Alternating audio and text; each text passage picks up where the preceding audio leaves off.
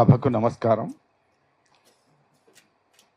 వర్గీకరణ అమలు చేయాలని కవిగాయక సభ నిర్వహించుకుంటున్నాం.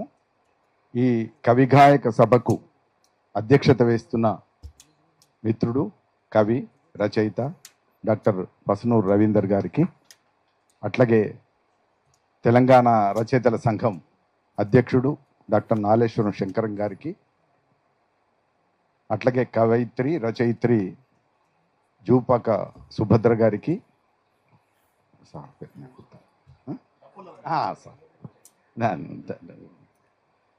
ఈ కార్యక్రమానికి ఆహ్వానం పలికి మనలందరినీ వేదిక మీదకి ఆహ్వానించిన కవి రచయిత, ఈ మాదిగ హక్కుల దండోరాకి సంబంధించిన ముఖ్య ఉద్యమకారుడు దప్పుల రమేష్ గారికి, ప్రఖ్యాత రచయిత్రి గోగు శ్యామల గారికి, అట్లాగే ప్రఖ్యాత రచయిత వేముల ఎల్లయ్య గారికి, కాకాని సుధాకర్ ఉద్యమకారుడు కాకాని సుధాకర్ గారికి, వేదిక ముందున్న కవులకు మిత్రులకు, వర్గీకరణ ఉద్యమాభిమానులకు అందరికీ పేరు పేరున హృదయపూర్వకమైనటువంటి నమస్కారాలు.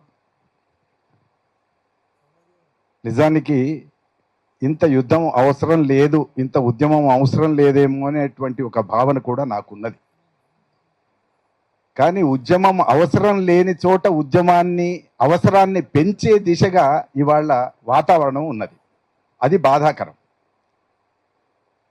చాలా అద్భుతమైనటువంటి ప్రసంగం చేశాడు ఇందాక కృష్ణన్న, చాలా బాగా చేశాడు.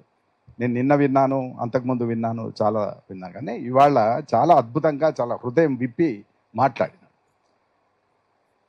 తెలంగాణ ఉద్యమానికి దీనికి వద్దనుకున్నా కూడా చాలాసార్లు పోలికలు వస్తున్నాయి. ఆ పోలికల్లో ఉన్న వైరుధ్యాన్ని కూడా చాలా స్పష్టంగా చెప్పాడు. ఇక్కడ ఒకే మతం లేదా ఒకే కులం, ఒకే వర్గం ఎట్లా వ్యతిరేకిస్తూ వచ్చారో చాలా వివరంగా చెప్పారు. నిజానికి ఇవాళటి దశలో 3 సార్లు 30 సంవత్సరాల ఉద్యమం, మాదిగ హక్కుల దండోరా ఉద్యమం, వర్గీకరణ ఉద్యమం ఒక దశాబ్దం కాదు, ఇది 3 దశాబ్దాలుగా సాగుతున్నది. తనే చెప్పినట్టు 3 సార్లు విజయం సాధించింది. నా చేతులతోని, నేను డిగ్రీ కాలేజ్ లెక్చరర్గా పనిచేశాను, నా చేతులతోని వర్గీకరణ ఫలితాలు ఎట్లా ఉంటాయి అనేటువంటిది నేను నా చేతులతో అడ్మిషన్స్ ఇచ్చినప్పుడు నేను గమనించాను. చాలామందికి సీట్లు వచ్చాయి. అంతకుముందు సీట్లు రావాలంటే చాలా కష్టం ఉండేది.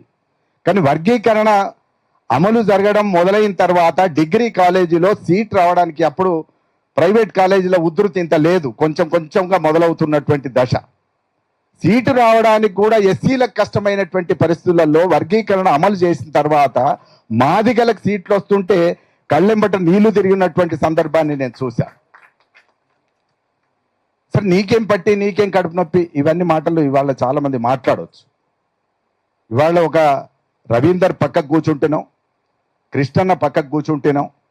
ఎవరి పక్క కూర్చోవడానికి కూడా ఇవాళ కొంచెం సాహసం చేయాల్సినటువంటి పరిస్థితి కూడా ఏర్పడ్డది. ఎందుకంటే మొన్న బీసీ గాయకులది ఒక సదస్సు జరిగింది, కృష్ణన్న పక్కకు కూర్చున్నారు. చాలామంది పృథ్వీరాజు లాంటి వాళ్ళంతా ఉండి అక్కడ మాట్లాడారు. మాట్లాడుతూ ఉన్నప్పుడు నేను ఆ యూట్యూబ్లో అవి చూసి కింద కామెంట్ చూశాను, వీళ్ళ పరిస్థితి ఏంటిది అని. చేస్తే దాని కింద కామెంట్ ఒక ఆయన ఏం పెట్టాడంటే, కృష్ణన్న పక్కకు కూర్చున్న వాళ్ళకు కూడా మేము చావుడప్పు కొడతామని కింద పెట్టారు. చావుడప్పు కొడతామని కింద పెట్టారు. ఏ సంస్కృతి మనకు పెరుగుతున్నది? నిన్న నేను చెప్పాను, చావుడప్పులకు భయపడేటటువంటి ఉద్యమకారులు కాదు అటు వర్గీకరణ ఉద్యమకారులు కానీ, లేదా వర్గీకరణకు సంఘీభావం చెప్తున్నటువంటి వాళ్ళు కూడా చావుడప్పులకు భయపడే పరిస్థితి ఉండదు. మీరే కొట్టాలి, కానీ వాళ్ళు తెచ్చుకొని కొడతారు, వచ్చి రాని డప్పు కొడతారు. చావు డప్పుకు కూడా ఒక లయ ఉంటుంది, పెళ్లి డప్పుకు కూడా ఒక లయ ఉంటుంది, లేదా వివిధ సందర్భాల్లో జాతరలకు చేసేటటువంటి లయ ఉంటుంది, జోగు ఎత్తుకునేటప్పుడు కూడా ఒక లయ ఉంటుంది. ఈ అన్ని తరువులు తెలిసినటువంటి ఏకైక జాతి మాదిగ జాతి అని నేను అనుకుంటున్నాను. నేను అనుభవంలో తెలుసుకున్నాను. నేను ఒక గ్రామం నుంచి వచ్చాను. ఒక డప్పు తరువు మాత్రమే కాదు, చెమట బొట్టు చిందించి, ఎక్కువ చెమట బొట్లు ఒక గ్రామంలో లేదా తెలంగాణ మొత్తంలో ఇంకా మాటకొస్తే 2 తెలుగు రాష్ట్రాల్లో కూడా కావచ్చు, ఎక్కువ వ్యవసాయంలో ఎక్కువ చెమటబొట్లు శ్రమను చిందించినటువంటి జాతి ఏదన్నా ఉన్నది అని అంటే మాదిగ జాతి మాత్రమే. నాగళ్ళు నేను నాగేటిసాల పాట రాశాను. నాగలి ముందుకు నడిచిందంటే ఆ నాగలి ముందుకు నడవడానికి ఎడ్లను కట్టడానికి కావలసినటువంటి జోళ్ళు, కాడిని వీటిని కలిపేటటువంటి తాళ్ళు, ఇవన్నీ కూడా అల్లింది, నేసింది, తయారు చేసింది ఎవరంటే మాదిగ జాతి. మాదిగ జాతికి ఆ సంస్కృతి ఉంది, గొప్ప సంస్కృతి. వ్యవసాయంలో ముఖ్య భాగం. భూములు ఉండవచ్చు రెడ్ల దగ్గర, భూములు ఉండవచ్చు కాపుల దగ్గర, ఇతర కులాల దగ్గర, కానీ వాటి భూములలోంచి పంట తీసింది ఎవరు అని అంటే మాదిగ జాతి. మాదిగ వాళ్ళు లేకుండా ఆ పంట బయటికి రాలేదని నేను అనుకుంటున్నాను. కాబట్టి దీనికి చరిత్ర ఉంది. నిజంగానే చాలా హింసపడ్డారు, చాలా అవస్థపడ్డారు, అణిచివేయబడ్డారు, ఇవన్నీ అయినాయి. 70 సంవత్సరాల అమలులో రిజర్వేషన్ అమలు 70 సంవత్సరాలుగా జరుగుతున్నది.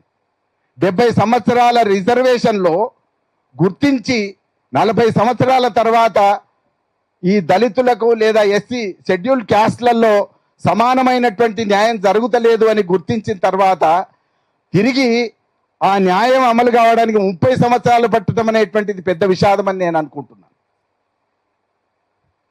అందుకని ఎంత శ్రమ ఉంది.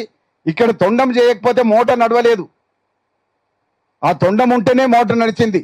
ఇవాళ బోర్లు రావచ్చు, ఇవాళ ఇంకేదో రావచ్చు, కానీ గత చరిత్ర అంతా మనం చూస్తే మొత్తం ఒక తెలంగాణ సంస్కృతిలో, గ్రామీణ సంస్కృతిలో ఎక్కువ భాగం, అధిక భాగం, చాలా ప్రధానమైనటువంటి భాగం అంతా కూడా మాదిగలకు చెందుతుంది అని చెప్పి నేను గట్టిగా భావించి నిన్న మాట్లాడాను.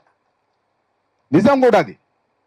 అయితే ఇలాంటి ఒక దశలో ఇవాళ అడుగుతున్నది ఏంటిది? అసమానతలు పోవాలనే దానికోసం రిజర్వేషన్లు వచ్చినాయి.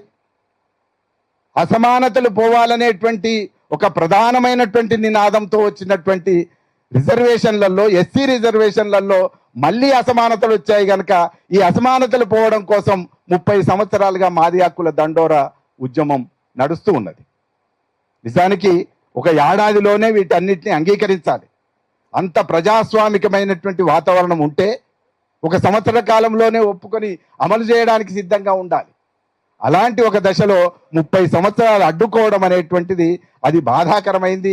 ఇందాక చెప్పినట్లుగా చాలా మంది, ఒక 5-6 10 మందో ప్రాణాలు కూడా పోయేటటువంటి స్థితి రావటం అనేది నాకు ఇప్పటి వరకు తెలియదు. కొట్టి చంపిన విషయం నాకు తెలియదు, కానీ ఇక్కడ గాంధీ భవన్లో చనిపోయిన విషయం నాకు బాగా గుర్తుంది. సురేందర్ మాదిగ ముగ్గురు ఇక్కడ లోపలికి వెళ్ళినప్పుడు జరిగింది. కానీ ఆ హత్యల దాకా వెళ్ళినటువంటి ఒక వాతావరణం ఇవాళ కృష్ణన్న చెప్తేనే తెలుసు. ఏమైనప్పటికీ అంటే ఒక ప్రజాస్వామికమైనటువంటి వాతావరణము లేదా త్వరగా న్యాయబద్ధతను అంగీకరించేటటువంటి ఒక వ్యక్తిత్వం లేకపోవడం అనేటువంటిది ఇవాళ అన్నిటికంటే పెద్ద బాధ పెడుతున్నటువంటి అంశం. మనం ఏ అసమానతలకు వ్యతిరేకంగానైతే పోరాడి రాజ్యాంగం సవరణ చేసుకుని రాజ్యాంగం ద్వారా రిజర్వేషన్ తెచ్చుకున్నామో, ఆ అసమానతలు మళ్ళీ ఉన్నాయి, అమలు జరుగుతున్నాయి అన్నప్పుడు వాటిని అంగీకరించలేకపోవటం అనేటువంటిది కేవలం అది ఒక సంకుచితమైనటువంటి తత్వానికే దారి తీసేటటువంటి విషయమని నేను భావిస్తున్నాను. కనుక ఈ దశలో నేను ఇవాళనే కాదు, వర్గీకరణ మొదలై ఏబిసిడి అనే వర్గీకరణ జరగాలి. ఉపకులాలకు సంబంధించి మాదిగా మాల మధ్యన మాత్రమే కాదు, 55 కులాలు 53 కులాల మధ్యన ఈ సరి అయినటువంటి న్యాయ పంపిణీ జరగాలి. ఏదైనా సరే, ఉద్యోగాలు కావచ్చు, ఉపాధి అవకాశాలు కావచ్చు, ఏ ఫలాలు అయినా సరే అవి అందరికీ సమానంగా చెందాలి అనేటువంటి ఉద్యమం 94 95లో మొదలైతే నేను 97 నుంచి ఈ ఉద్యమంతో సంఘీభావం ప్రకటిస్తూ వస్తున్నా. గుర్రాల శ్రీనివాస్ మాదిగాని మా మెదక్ జిల్లా సంబంధించిన ఆర్గనైజరు 97లో నా దగ్గరికి వచ్చి సరిపోయినన్ని పాటలు లేవు సార్ రాయమని అంటే నేను 2 పాటలు రాసిచ్చాను 97లో. నిన్న ఆయన ఫోటో పెట్టాడు. అది 97లో దుబ్బాకలో జరిగినటువంటి మాదిగా హక్కుల దండోరా సభకు సంబంధించినటువంటి ఫోటో నిన్న పెట్టాడు. నేను ఆనాటికి 2 పాటలు రాసిచ్చాను.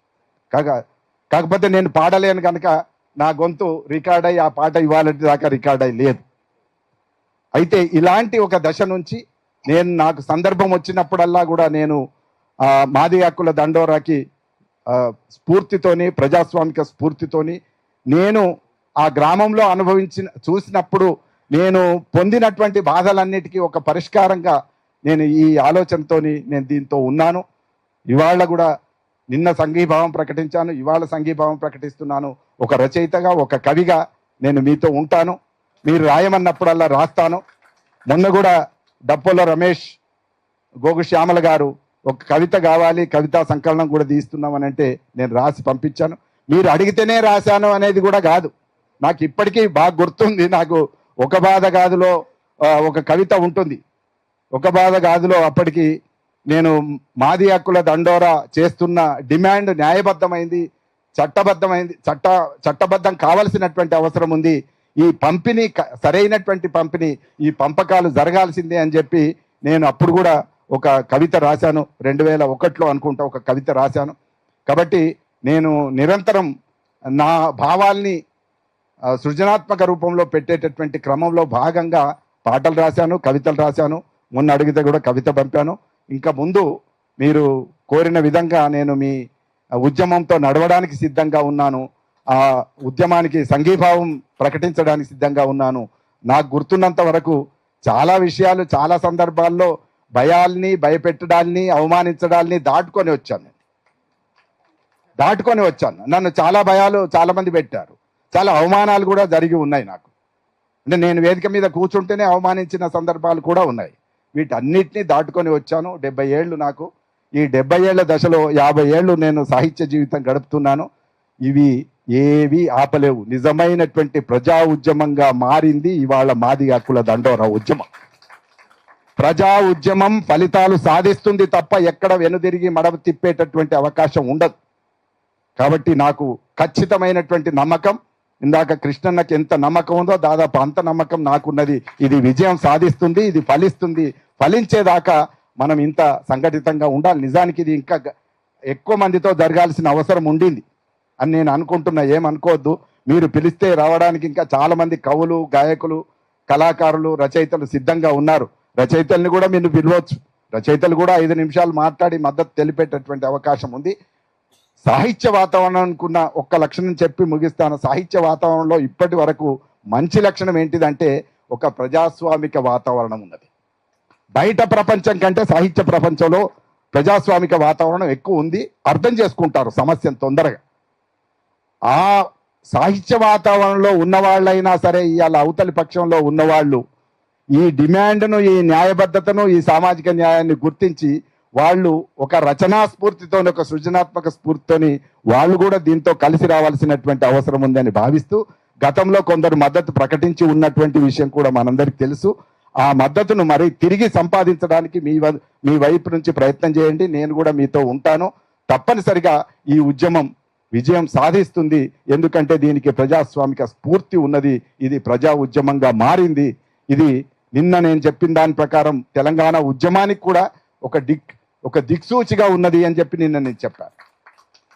తెలంగాణ ఉద్యమం నిజానికి 95-96లో మొదలైనటువంటి దశలో విప్లవ పంథాలో నడవాలా లేదా రాజ్యాంగ పంథాలో నడవాలి అనేటువంటి ఒక చర్చ కొంచెం సూచాయగా జరుగుతున్నటువంటి దశలో నిజానికి రాజ్యాంగబద్ధమైనటువంటి ఉద్యమం మాత్రమే విజయం సాధిస్తుంది అనేటువంటి భావన నాకు కూడా ఉండింది. కాబట్టి ఆ భావన ఎట్లా కలిగింది అని అంటే మాది హక్కుల దండోరా మందకృష్ణ నడిపినటువంటి ఉద్యమం వల్లనే ఇది ఒక లక్షల మందిని కదిలించే శక్తి దీనికి ఉంది అని చెప్పి అప్పుడు నిరూపణ అయింది.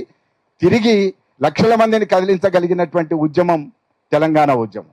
కాబట్టి ఆ స్ఫూర్తితో నడవాలని కోరుకున్నాను. కొంతకాలం అట్లా జరగలేదు, తర్వాత అట్లా జరిగింది. అది ఫలితం సాధించింది. అది ఎంత ఫలితం సాధించింది అనేది ఎంత సత్యమో ఇది కూడా అట్లా ఫలితం సాధిస్తుంది. నమస్తే.